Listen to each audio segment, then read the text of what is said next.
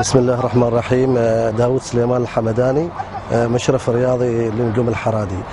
طبعا اتكلم على الشوط الاول اللي انتهى بين نجوم الحرادي وفريق الشعلة من رستاق ونجوم الحرادي من ولاية بركة. الشوط كان جيد، لكن حرارة الشمس صارت شوية تأثير على اللاعبين، لكن بمجريات اللعب كان يعني عشان فريق نجوم الحرادي كان محضر زين للمباراة، فكان اسلوبه طاغي على فريق الشعلة.